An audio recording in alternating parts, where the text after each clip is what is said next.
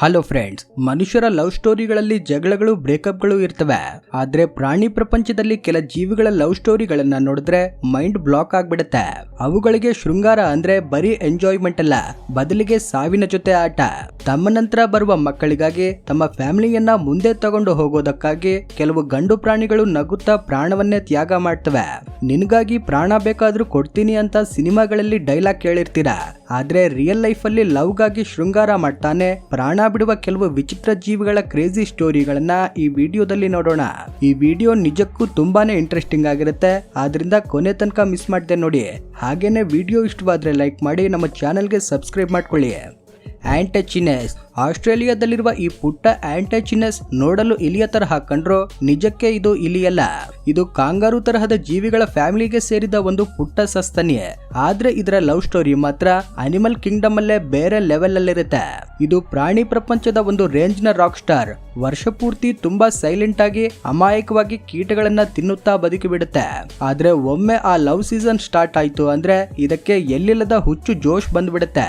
ನಮ್ಮ ಊರು ಜಾತ್ರೆಗಳ ಕಿಕ್ ಕೂಡ ಇದರ ಮುಂದೆ ವೇಸ್ಟ್ ಆಗ್ಬಿಡುತ್ತೆ. 2 ವಾರಗಳ ಕಾಲ ಯಾವುದೇ ಗ್ಯಾಪ್ ಇಲ್ಲದೆ ನಾನ್ ಸ್ಟಾಪ್ ಶೃಂಗಾರದಲ್ಲಿ ಮುಳುಗಿ ಹೋಗುತ್ತೆ. ನಾನ್ ಸ್ಟಾಪ್ ಅಂದ್ರೆ ನಿದ್ದೆಯೂ ಇಲ್ಲ, ತಿಂಡಿಯೂ ಇಲ್ಲ, ಕನಿಷ್ಠ ಕುಡಿಯಲು ನೀರನ್ನ ಕೂಡ ಮುಟ್ಟಲ್ಲ. ಬಾಡಿಯಲ್ಲಿ ಟೆಸ್ಟೋಸ್ಟಿರಾನ್ ಹಾರ್ಮೋನ್ ಎಷ್ಟೊಂದು ಜಾಸ್ತಿ ಆಗ್ಬಿಡುತ್ತೆ ಅಂದ್ರೆ ಇದರ ಇಮ್ಯುನಿಟಿ ಸಿಸ್ಟಮ್ ಕಂಪ್ಲೀಟ್ ಆಗಿ ಕೊಲ್ಯಾಪ್ಸ್ ಆಗ್ಬಿಡುತ್ತೆ. ಹೇಗೋ ಸಾವು ಗ್ಯಾರಂಟಿ, ಸ್ವಲ್ಪ ಸ್ಟೈಲ್ ಆಗಿ ಲವ್ ಮಾಡ್ತಾ ಸಾಯೋಣ ಅನ್ನೋ ತರಹ ಇರುತ್ತೆ ಇದರ ಆಟಿಟ್ಯೂಡ್. ಕಟ್ ಮಾಡಿದ್ರೆ ಸೀಸನ್ ಎಂಡಿಂಗ್ ಗೆ ಒಂದೇ ಒಂದು ಗಂಡು ಇಲಿ ಕೂಡ ಬದುಕಿರಲ್ಲ. ದೇಹವೆಲ್ಲ ದಣಿದು ಹೋಗಿ ಅಂಗಾಂಗಗಳೆಲ್ಲ ಫೇಲ್ ಆಗಿ ಅಕ್ಷರಶಃ ಕರಗಿ ಹೋಗಿ ಸತ್ ಹೋಗಿರುತ್ತವೆ. ಇಷ್ಟೆಲ್ಲಾ ಕೂಡ ಕೇವಲ ಸಂತಾನೋತ್ಪತ್ತಿಗಾಗಿ.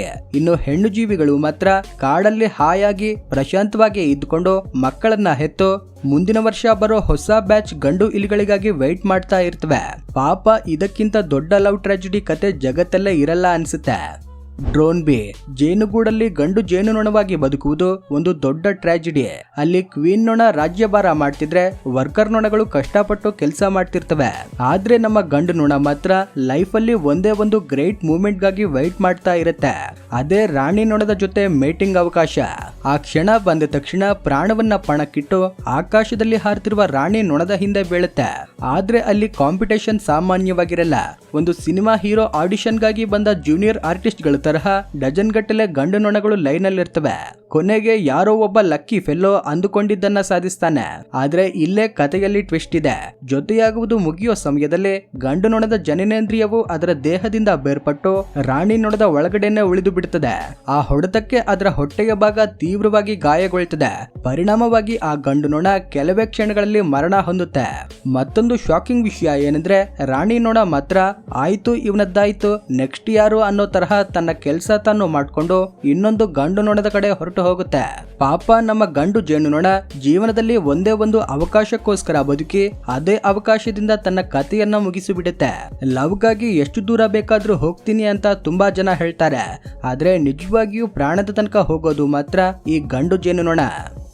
Black widow spider. Toxic relationship ಅನ್ನೋ ಮಾತಿಗೆ ಬೆಸ್ಟ್ ಎಕ್ಸಾಂಪಲ್ ಈ ಬ್ಲ್ಯಾಕ್ ವಿಡೋ ಸ್ಪೈಡರ್. ಆಗಿ ಹೊಳೆಯುತ್ತಾ ಹೊಟ್ಟೆಯ ಮೇಲೆ ಕೆಂಪು ಬಣ್ಣದ ಗುರುತು ಇಟ್ಕೊಂಡು ಸ್ಟೈಲಿಶ್ ಆಗಿ ಕಾಣಿಸುತ್ತೆ. ಆದ್ರೆ ಇದರ ತಂಟೆಗೆ ಹೋದ್ರೆ ಪ್ರಾಣಕ್ಕೇನೆ ಅಪಾಯ. ಗಂಡು ಜೇಡ ಇದರ ಹತ್ರ ಹೋಗುವಾಗ ಮೈಯೆಲ್ಲ ಕಣ್ಣಾಗಿಟ್ಕೊಳ್ಬೇಕು. ಹೆಣ್ಣು ಜೇಡದ ಬಲೆಯನ್ನ ನೆಮ್ಮದಿಯಾಗಿ ಟಚ್ ಮಾಡ್ತಾ ನಾನು ನಿನ್ನ ಗಂಡ ಆಗೋಕೆ ಬಂದಿದ್ದೀನಿ, ನಿನಗೆ ಸ್ನಾಕ್ಸ್ ಆಗೋಕೆ ಅಲ್ಲ ಅಂತ ಮೆಲ್ಲಗೆ ಸಿಗ್ನಲ್ ಕೊಡುತ್ತೆ.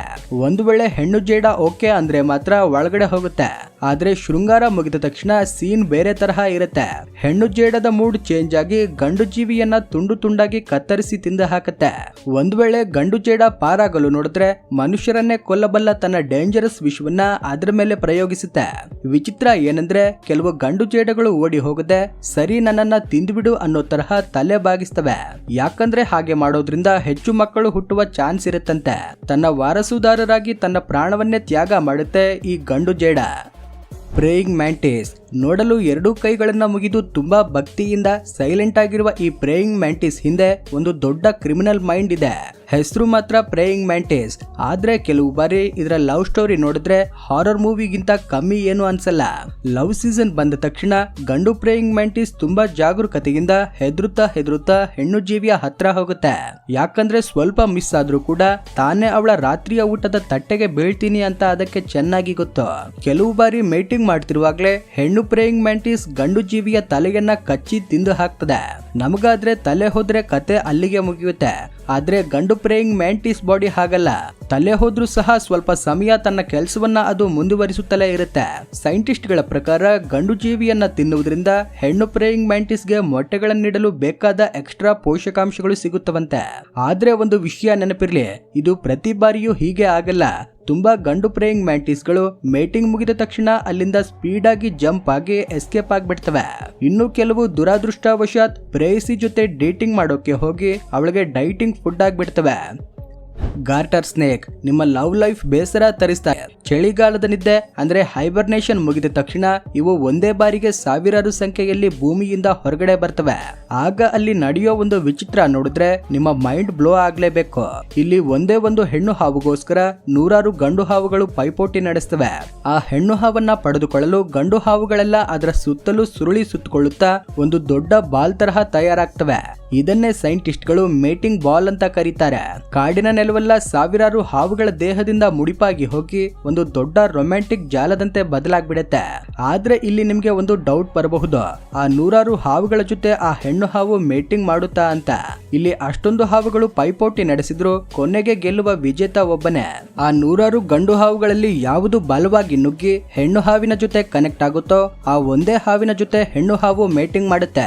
ಕೆಲಸ ಮುಗಿದ ತಕ್ಷಣ ಆ ಗಂಡು ಹಾವು ಒಂದು ರೀತಿಯ ಸ್ಪೆಷಲ್ ಕೆಮಿಕಲ್ ಬಿಡುಗಡೆ ಮಾಡಿ ಮಿಕ್ಕಿದ ಹಾವುಗಳಿಗೆ ನೀವೆಲ್ಲ ಲೈಟ್ ತಗೊಳ್ಳಿ, ಇಲ್ಲಿ ಕೆಲಸ ಮುಗಿದಿದೆ ಅಂತ ಸಿಗ್ನಲ್ ಕೊಡುತ್ತೆ. ಆದ್ದರಿಂದ ಆ ಹಾವುಗಳ ಬಾಲ್ ಕರಗಿ ದೂರವಾಗ್ತವೆ. ಆದ್ರೆ ಇಲ್ಲಿ ಇನ್ನೊಂದು ಮೈಂಡ್ ಬ್ಲೋಯಿಂಗ್ ಟ್ವಿಸ್ಟ್ ಇದೆ. ಆ ಗ್ರೂಪ್ ಅಲ್ಲಿರುವ ಕೆಲವು ಬುದ್ಧಿವಂತ ಗಂಡು ಹಾವುಗಳು ತಾವು ಕೂಡ ಒಂದು ಹೆಣ್ಣು ಹಾವಿನ ತರಹನೇ ವಾಸನೆ ಬರುವಂತೆ ಕೆಮಿಕಲ್ಸ್ ರಿಲೀಸ್ ಮಾಡ್ತವೆ. ಅಂದ್ರೆ ಹೆಣ್ಣಿನ ವೇಷ ಹಾಕ್ತವೆ ಎಂದರ್ಥ. ಇನ್ನು ಮಿಕ್ಕಿದ ಗಂಡು ಹಾವುಗಳೆಲ್ಲ ಅದು ನಿಜವಾಗಿಯೂ ಹೆಣ್ಣು ಹಾವು ಅಂದ್ಕೊಂಡು ಅದರ ಸುತ್ತಲೂ ಸೇರಿ ಶಾಖವನ್ನ ಕೊಡ್ತವೆ. ಚಳಿಗಾಲದ ನಿದ್ದೆಯಿಂದ ತಣ್ಣಗಾಗಿರುವ ತನ್ನ ಬಾಡಿಯನ್ನ ಬಿಸಿ ಮಾಡಿಕೊಳ್ಳಲು ಈ ಬುದ್ಧಿವಂತ ಗಂಡು ಹಾವು ಮಿಕ್ಕಿದವುಗಳನ್ನ ಹೀಗೆ ಬುರುಡೆ ಉರುಳಿಸಿ ಬಿಡುತ್ತೆ. ಇದನ್ನೇ ಸೈನ್ಸ್ ಭಾಷೆಯಲ್ಲಿ ಫೀಮೇಲ್ ಮಿಮಿಕ್ರಿ ಅಂತಾರೆ. ಸ್ಕಾರ್ಪಿಯನ್ ಗಂಡು ಚೇಳಿನ ಸ್ಟೋರಿ ಒಂದು ರೀತಿಯ ಸಸ್ಪೆನ್ಸ್ ಥ್ರಿಲ್ಲರ್ ಇದ್ದಂತಿದೆ. ಇಲ್ಲಿ ಒಂದು ದೊಡ್ಡ ವಿಚಿತ್ರ ಏನಂದ್ರೆ ಚೇಳುಗಳಿಗೆ ಕರೆಕ್ಟ್ ಆಗಿ ಶೃಂಗಾರ ಅನ್ನೋದು ಇರಲ್ಲ. ಇವುಗಳಿಗೆ ಪುರುಷಾಂಗದಂತಹ ಅವಯವಗಳು ಇರೋದಿಲ್ಲ. ಹಾಗಾದ್ರೆ ಇವು ಹೇಗೆ ಶೃಂಗಾರದಲ್ಲಿ ಪಾಲ್ಗೊಳ್ತವೆ ಗೊತ್ತಾ? ಮೊದಲನೇದಾಗಿ ಒಂದು ಗಂಡು ಚೇಳು ಹೆಣ್ಣು ಜೀವಿಯ ಕೊಂಡಿಗಳನ್ನ ಗಟ್ಟಿಯಾಗಿ ಹಿಡಿದುಕೊಂಡು ತುಂಬಾ ಕ್ಲಾಸಿಕ್ ಆಗಿ ರೊಮ್ಯಾಂಟಿಕ್ ಆಗಿ ಡ್ಯಾನ್ಸ್ ಸ್ಟಾರ್ಟ್ ಮಾಡುತ್ತೆ. ಆದ್ರೆ ಈ ಡ್ಯಾನ್ಸ್ ಹಿಂದೆ ಗಂಡು ಚೇಳಿಗೆ ಒಂದು ದೊಡ್ಡ ಟಾಸ್ಕ್ ಇರುತ್ತೆ. ಡ್ಯಾನ್ಸ್ ಮಾಡ್ತಾನೆ ಗಂಡು ಚೇಳು ತನ್ನ ವೀರ್ಯದಿಂದ ಕೂಡಿದ ಒಂದು ಸ್ಪೆಷಲ್ ಪ್ಯಾಕೆಟ್ ಅನ್ನ ನೆಲದ ಮೇಲೆ ಬಿಡುತ್ತೆ. ಆಮೇಲೆ ಹೆಣ್ಣು ಚೇಳನ್ನ ಸರಿಯಾಗಿ ಆ ಪ್ಯಾಕೆಟ್ ಮೇಲೆ ಬರುವಂತೆ ಎಳೆಯಬೇಕು. ಆ ಸ್ಟೆಪ್ ಏನಾದ್ರೂ ಮಿಸ್ ಆಯ್ತು ಅಂದ್ರೆ ಆ ರೊಮ್ಯಾಂಟಿಕ್ ಡ್ಯಾನ್ಸ್ ತಕ್ಷಣ WWE ಫೈಟ್ ತರಹ ಆಗ್ಬಿಡುತ್ತೆ. ಇನ್ನು ಆ ಪ್ಯಾಕೆಟ್ ಹೆಣ್ಣು ಜೀವಿಯ ದೇಹಕ್ಕೆ ಟಚ್ ಆದ ತಕ್ಷಣ ಕೆಲಸ ಕಂಪ್ಲೀಟ್ ಆಗುತ್ತೆ. ಆದ್ರೆ ಕೆಲಸ ಮುಗಿದ ತಕ್ಷಣ ಆ ಚೇಳಿನ ಮೂಡ್ ಒಂದೇ ಸೆಕೆಂಡ್ ಅಲ್ಲಿ ಚೇಂಜ್ ಆಗ್ಬಿಡುತ್ತೆ. ಆಗ ಗಂಡು ಚೇಳು ಹೆದರದೆ ತುಂಬಾ ಕ್ಲೀನ್ ಆಗಿ ಹಿಂದಕ್ಕೆ ಸರಿಬೇಕು. ಚೇಳುಗಳ ಪ್ರಪಂಚದಲ್ಲಿ ಗಂಡು ಜೀವಿ ಹೆದರಿತು ಅಂದ್ರೆ ಕತೆ ಮುಗೀತು. ಹೆಣ್ಣು ಜೀವಿಗೆ ಅದು ಡಿನ್ನರ್ ಆಗ್ಬಿಡುತ್ತೆ. ತುಂಬಾ ಜಾಗರೂಕತೆಯಿಂದ ಗಂಡು ಜೀವಿ ಹೆಣ್ಣಿಂದ ತಪ್ಪಿಸಿಕೊಳ್ಬೇಕು. ತಪ್ಪಿಸಿಕೊಂಡವು ಕೆಲವು ಗಾಯಗಳೊಂದಿಗೆ ಬದುಕಿ ಉಳಿಯುತ್ತವೆ. ಸಿಕ್ಕಿ ಬಿದ್ದವು ಪಾರ್ಟ್ನರ್ ಹೊಟ್ಟೆಯ ಒಳಗಡೆ ಹೋಗ್ಬಿಡ್ತವೆ. ಆಕ್ಟೋಪಸ್ ಪ್ರೇಮ ಕತೆ ನೋಡಿದ್ರೆ ಅದು ಯಾವುದೋ ಸೈನ್ಸ್ ಫಿಕ್ಷನ್ ಸಿನಿಮಾ ಕಥೆಯ ತರಹ ಅನ್ಸುತ್ತೆ. ಮುಖ್ಯವಾಗಿ ಕೆಲವು ಜಾತಿಗಳಲ್ಲಿ ಗಂಡು ಆಕ್ಟೋಪಸ್ ಮೇಟಿಂಗ್ ಮಾಡುವುದು ಅಂದ್ರೆ ಪ್ರಾಣದ ಜೊತೆ ಮಾಡುವ ಸಾಹಸವೇ ಸರಿ. ಯಾಕಂದ್ರೆ ಕೆಲ ಹೆಣ್ಣು ಆಕ್ಟೋಪಸ್ಗಳು, ಮುಖ್ಯವಾಗಿ ದೊಡ್ಡ ಜಾತಿಯವು, ಶೃಂಗಾರದ ನಂತರ ಗಂಡು ಆಕ್ಟೋಪಸ್ ಅನ್ನ ಕೊಂದು ತಿನ್ನುವ ಸಂದರ್ಭಗಳು ಇವೆ. ಗಂಡು ಆಕ್ಟೋಪಸ್ಗೆ ಒಂದು ಪ್ರತ್ಯೇಕವಾದ ಕೈ ಇರುತ್ತೆ. ಅದನ್ನ ಹೆಕ್ಟೋಕೋಟಿಲಸ್ ಎಂದು ಕರೀತಾರೆ. ಈ ಕೈ ಮೂಲಕ ಅದು ತನ್ನ ಸ್ಪರ್ಮ್ ಪ್ಯಾಕೆಟ್ ಅನ್ನ ಹೆಣ್ಣು ಆಕ್ಟೋಪಸ್ ದೇಹದ ಒಳಗಡೆ ತಲುಪಿಸ್ತದೆ. ಕೆಲ ಜಾತಿಗಳಲ್ಲಿ ಈ ಪ್ರತ್ಯೇಕವಾದ ಕೈ ಕಟ್ಟಾಗಿ ಹೆಣ್ಣು ಆಕ್ಟೋಪಸ್ ದೇಹದ ಒಳಗಡೆಯೇ ಉಳಿದು ಬಿಡುತ್ತದೆ. ಇದರಿಂದ ಹೆಣ್ಣು ಆಕ್ಟೋಪಸ್ ಆ ಸ್ಪರ್ಮ್ ಅನ್ನ ಕೆಲ ಕಾಲದವರೆಗೂ ಭದ್ರವಾಗಿ ಇಟ್ಕೊಂಡು ತನಗೆ ಅನುಕೂಲವಾದ ಸಮಯದಲ್ಲಿ ಮೊಟ್ಟೆಗಳನ್ನ ಫಲೀಕರಣ ಮಾಡಿಕೊಳ್ತದೆ.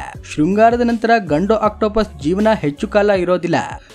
ನೋಡ್ದಲ್ವಾ ಈ ಪ್ರಾಣಿಗಳ ಲವ್ ಸ್ಟೋರಿಗಳನ್ನ? ಕೇಳಿದ್ರೇನೆ ತುಂಬಾ ಶಾಕಿಂಗ್ ಆಗಿದೆ ಅಲ್ವಾ? ಸೊ ಫ್ರೆಂಡ್ಸ್, ಈ ವಿಡಿಯೋ ನಿಮ್ಗೆ ಇಷ್ಟ ಆಗಿದ್ರೆ ಲೈಕ್ ಮಾಡಿ, ಶೇರ್ ಮಾಡಿ, ನಮ್ಮ ಚಾನಲ್ಗೆ ಸಬ್ಸ್ಕ್ರೈಬ್ ಮಾಡ್ಕೊಳ್ಳಿ. Thanks for watching.